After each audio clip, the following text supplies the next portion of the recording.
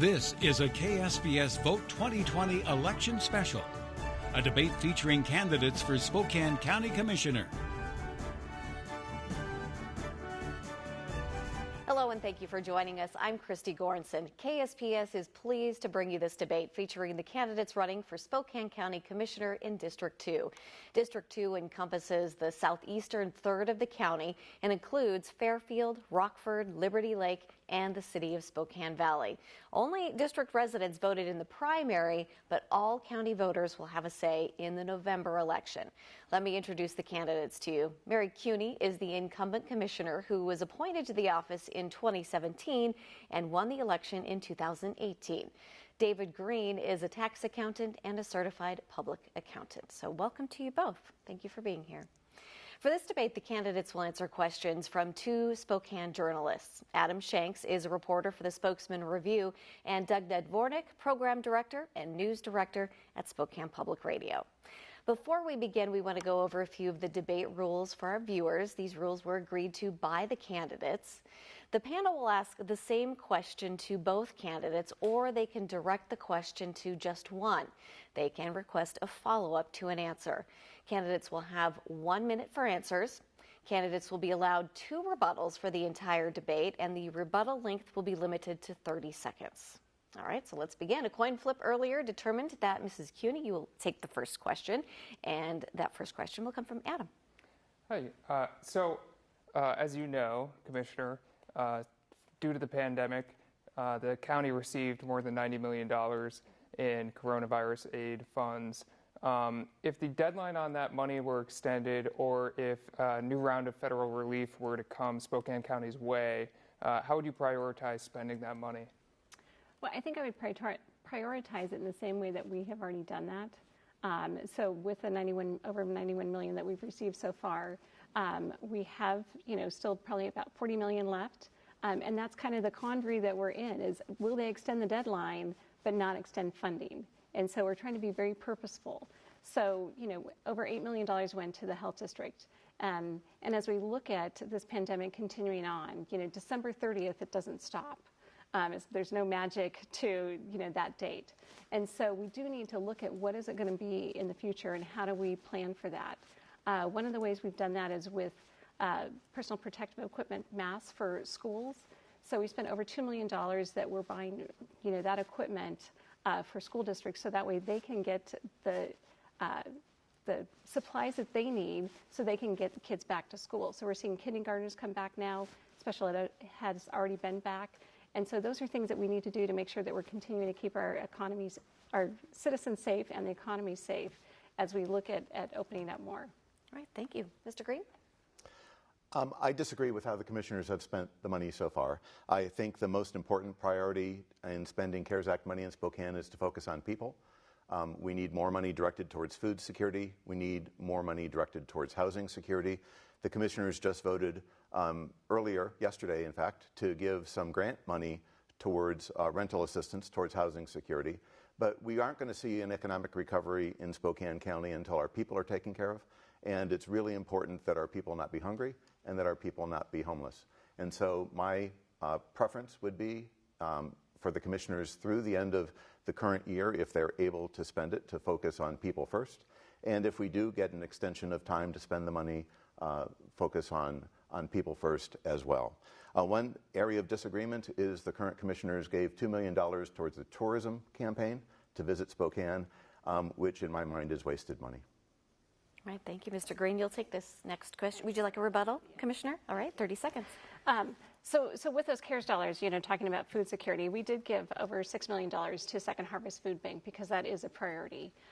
We just had the $5.9 million grant that's going to rental assistance. So we are really trying to work hard to take care of our citizens and the people to make sure that they have everything that they need. And then we did do, $11.5 million to small business grants for small businesses and nonprofits. So I think we're really working hard to try to take care of that community. All right, thank you. Mr. Green, you'll take this next question from Doug. All right, so let's stay with the coronavirus theme. Local governments such as Spokane County have followed the guidance of the health district and through the course of the pandemic. Are you satisfied with that guidance, or should the county be or have been more aggressive in opening up the economy? Back in June, the county was way too aggressive. The commissioners unanimously voted to try to get the health district officer to move to phase 3 well before we were ready. I don't think our current commissioners respect science as much as they could have. Mayor Woodward in the city of Spokane also pushed for phase 3. In hindsight, that was a terrible, terrible decision, and it didn't take too long for the for our county commissioners and the mayor of Spokane to backtrack.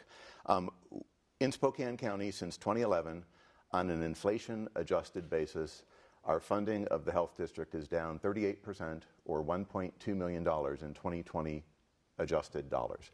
And Commissioner Kuney, shortly after she was appointed in 2017, voted, along with the other two commissioners, to cut $400,000 from our health district annual allocation. So I think we clearly need change with a focus on health, and I'm willing to invest more in the health district. Thank you. Commissioner? So can I have you repeat the question? Sure. Local governments such as Spokane County followed the guidance of the health district through the course of the pandemic. Are you satisfied with that guidance, or should the county be or have been more aggressive in opening up the economy? Yes, I'm happy with what we did. Yes, back in June when we got to phase 2, we waited the 3 weeks that was requested, and then we sent a letter to the health officer seeing if we could move on to phase 3. At that point in time, our numbers hadn't gone up. It was like right after that it was the 4th of July weekend where we saw that uptick in numbers happen. And so we knew that it wasn't the right thing at that point in time, and that's why we never did any further requests to move forward. Do we keep pushing to see can we get businesses a little bit further open? That seems to be what has happened as we look at the guidance that just came out yesterday on the 6th, October 6th from the governor, that instead of doing we're just going to open to this phase, he's doing a very slow, moderate approach, which our health officer has been in compliance with and recommended. And it's the same thing for schools. It's been that slow, modified approach, and so I'm happy to see kindergartners get back to school now. Thank you, Commissioner. And you'll take this next question from Adam.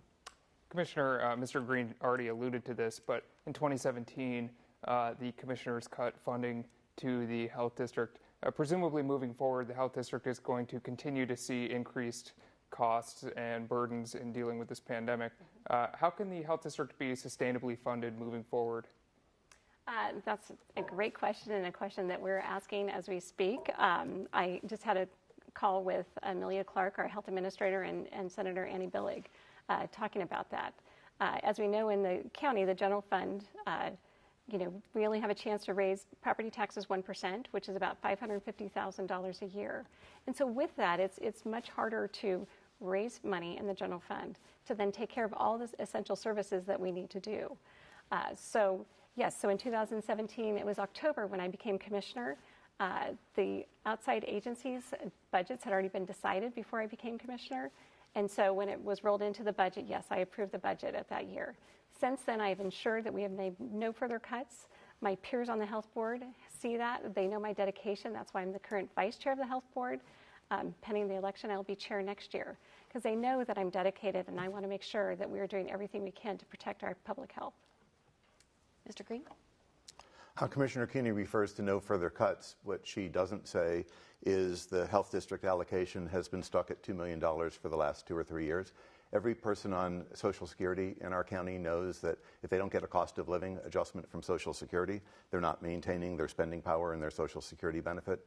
The current commissioners have not provided that cost of living adjustment to the health district.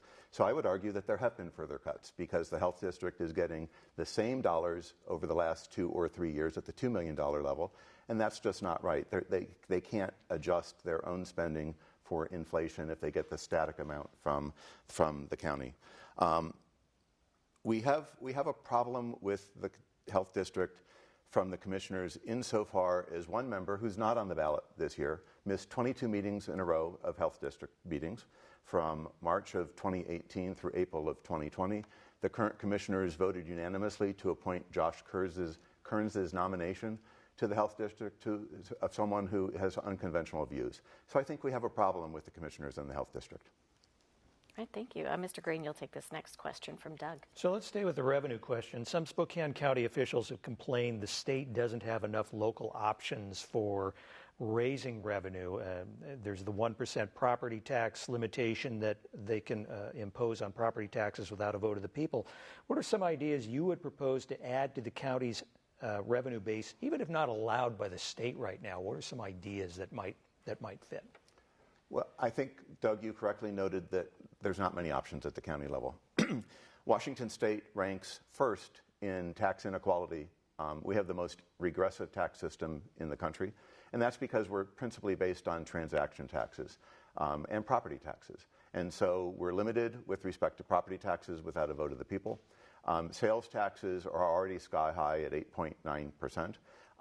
And that's what the county is limited to. So I'm not going to play a hypothetical game of what would I do to raise revenue when we can't raise revenue in a hypothetical game.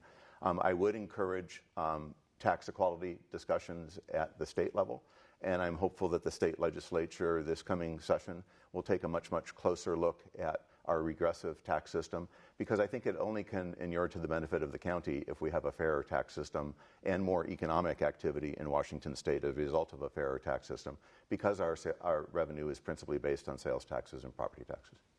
Thank you. Commissioner?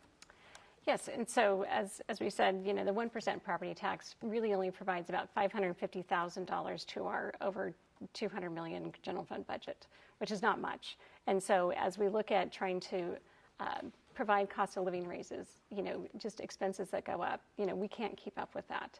And so that's where, truly driving the economy and trying to have people that have good living wage jobs then helps us to provide that, spend that's going on within the economy, so that way then our sales tax revenues are going up.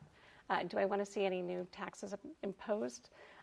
No, especially during this time.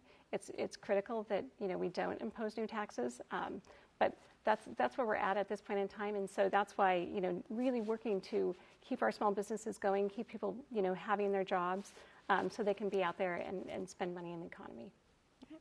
Commissioner Kuney, you will take this next question from Adam. Commissioner, over the last several years, there's been this sort of debate or discussion between the county and the city of Spokane and the city of Spokane Valley over how to address homelessness and who should pay for it. So how do we address homelessness and who should pay for it? Well, there's actually a regional committee currently that is Mary Nadine Woodward, myself, and Mayor Ben Wick from Spokane Valley, that we're meeting weekly to try to figure out what that is. We've got a continuum of care board that is made up of people in the community that are working in the area, that they're providing guidance for us. They have a 5-year plan, and we've been looking at that. But the three of us are actually coming together to sit down and talk about how are we moving this forward and what are we going to do.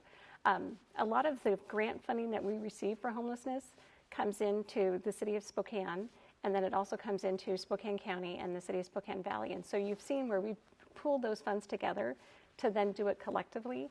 The West Mission property that we just purchased is one of those examples of us working together to make that happen. We're looking at a youth shelter that we got grant funding for that we're hoping to locate out in Spokane Valley. So that way it truly is becoming a regional issue, and we're looking at it regionally. Mr. Green? I support the current regional approach, and if elected, I would continue the regional approach. This is an incredibly complicated issue, and some grant money is limited to just the particular cities that it's been granted to, but we need to take a comprehensive look, like Commissioner Kuney said. We need to take a comprehensive look at it and work together to solve the problem. All right, thank you. Mr. Green, you will take this next question from Doug. Spokane County has spent millions in grant money from the MacArthur Foundation to assess its criminal justice system and study how to reduce the jail population. Where can you point to progress there, and how do you assess that process? How well has it gone? I think progress has been made starting with statistics. The NAACP and the Sheriff's Department reached an agreement where at least we can figure out where we are. I think the where we are shows the inequity that we knew was there. And I'm saddened that the current commissioners recently adopted a watered down approach to inequity in our criminal justice system. I would have preferred the approach that had been offered by the task force that has been working on this issue for a long time. And so from a big picture perspective, the problem is there. We need to address it. We need 3 commissioners that are in favor of solving the problem of racial equity in our justice system. Right now, we have an opportunity to put 2 stronger commissioners on the Board of Commissioners and make that happen starting in 2021. Thank you, Mr. Green. Commissioner? Thank you. So when I became commissioner back at the end of 2017, we had seen some deaths leading up to that. And so the auditor in me, talked to our jail director and said, we need to figure out what our best practices. We need to not have this happen. Citizens in the jail are just as much my citizens as anyone outside. And so we got the National Institute of Corrections to come in right away and give us that information, that guidance. So with that, then we made changes, and we're continuing to make changes. The jail director had resigned. We have a new jail director. We have body scanners that we have put in because we saw some of that was coming in through the mail or through people. And so with those body scanners and the mail scanners, we've been able to catch a lot of that contraband that was going into the jail and having that happen. We're looking at a new booking facility that's happening right now. And then the Mental Health Crisis Stabilization Center is one of those areas that we really have put a lot of time and effort to make sure we're going to do it and do it right. It's going to be financially stable, but it's going to be able to divert people from the jail system, criminal justice system, into this crisis stabilization center so they can get the help that they need and not be in our criminal justice system. All right, thank you. Mrs. Kuney, you will take this next question. So staying on the topic of public safety, police officers in the city of Spokane wear body cameras, but deputies with the Spokane County Sheriff's Office do not. And the reason cited for that is usually the cost of purchasing and maintaining those body cameras. Should the Sheriff's Office have a body camera policy, and as a commissioner, would you support funding it? Yes, so that is obviously something that's just come to our attention in light of all the issues that have happened nationally. And so Sheriff Ozzie and I had a conversation about that I guess he had presented it back in 2008 timeframe, kind of when the economy took the little downturn. And so therefore the cameras weren't purchased at that time. And so I have asked him to research what the cost of those cameras would be for us to institute that now. And so I'd be very supportive of it because I think it's important for accountability on both sides and transparency. And so I would definitely support getting body cameras for our deputies. All right, Mr. Green. And I'm also in favor of the purchase of body cameras and the use of them by the Sheriff's Department. All right, thank you. Mr. Green, you'll take this next question from Doug. All right, now this Washington Supreme Court has upheld the 5-commissioner law. What's the best way to move forward? Do you support a freeholder process that would allow the public to write and vote on a new county charter? Why or why not? I don't support the freeholder process. I do support the bipartisan legislation that the state brought us and that the Washington Supreme Court unanimously upheld in a 9-0 decision. That bipartisan state law had both Matt Shea and Marcus Riccelli voting in favor of that law. I don't think there's many times in our history when Matt Shea and Marcus Riccelli have agreed on the issue. And I'm saddened that Commissioner French and the county appealed the decision to the Washington Supreme Court. The issue relates to voting rights and voting rights of minorities. I wish Commissioner French would have been more transparent about what happened in his race in 2018, because in his race in 2018, he lost the primary in District 3, and he won countywide. But if you just take a look at the votes in District 3 in the general election, he would have lost that race as well by 1,200 votes. So I think it's really important for voters to understand that they're electing someone to represent their district. They will also look county-wide, but they should have a say in who represents their district. Thank you, Mr. Green. And Commissioner? So I guess I would like to have, Mr. Green, look to my record on this, and my record is that I opposed it. Separate than Commissioner French, we're running against each other. So I'm on the board of the Washington Association of Counties. All 39 counties unanimously decided to file the lawsuit against the state. So Democrat counties on the west side, Republican counties on the east side, and everything in between. And so it was, a bipartisan effort on the part of the counties to say the Constitution says that it's a uniform form of government unless you go for the home rule process, the freeholder process. And, I think we felt that as electeds, the citizens are electing you here. And so it should be their choice as to what they want their form of government to be, not to have Olympia choose that form of government on us. I've said that form of government, where it's only by district, there's no countywide elected, is not a really good form of government. Thank you. Commissioner, I'd like a rebuttal at this particular point in time. It was not only Matt Shea and Marcus Riccelli, it was Tim Ormsby and Mike Voles, it was Michael Baumgartner and Andy Billig, all elected representatives residing and representing the people of Spokane County in Olympia. So this wasn't thrust upon us by Olympia. It was voted on and proposed by representatives from Spokane County. The matter is over with respect to the Washington Supreme Court. We should respect the decisions made by our local legislators and the state legislature and move on to district elections in 2022. Commissioner, you'll take this next question from Adam. We've already spoken a little bit about the constraints the county faces in raising revenues, but like many other local governments, revenues are already declining due to the pandemic. How should those shortfalls be addressed? Those are things we're looking at right now. I'm going to be talking with our budget director on, tomorrow, because we need to look at, as we know, our sales tax revenues are a few months behind, so we don't know exactly what our deficit is going to be, until we're after the year end. So we're just anticipating what that is. We're actually anticipating it's not going to be as big a loss as we thought. One of the things in Spokane County is, since you're not going down to the retail establishments downtown, everyone's purchasing from home. And so if you live in unincorporated Spokane County, instead of going downtown to River Park Square, you're now purchasing online from home, and those sales tax revenues are now coming into the county. So we haven't seen as much of a shift as I think we anticipated initially. So that's good news. But we're still going to have to look at where potentially we're going to need to make some cuts, and we've asked our departments to look at that. We asked them all to look at what a 10% cut would be. I don't think we're going to be there, but we need to know and be thoughtful as to what that is going to be. What do we think we're going to have, and how do we move forward? Commissioner, thank you. Mr. Green. Adam, in today's paper, your paper, the commissioners announced that there's going to be 3 opportunities for citizens to provide advice to the county as to what the 2021 budget should look like. If you buy a paper today or go online to spokesman.com, I'd encourage everyone to take a look at that article and focus on opportunities to provide feedback to the commissioners and the county as to what spending priorities should be. My intent, if I were making those decisions, which I will not be because those decisions will be made before the end of this term, would be a people-first focus, focusing on people and taking care of the basic needs of people to the extent that there are shortfalls and that cuts need to occur. The people, benefits to people and programs to people should be the last ones cut.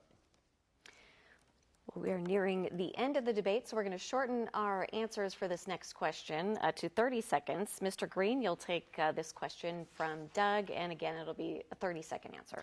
So I dialed into a climate forum last night, so I'm pilfering a question.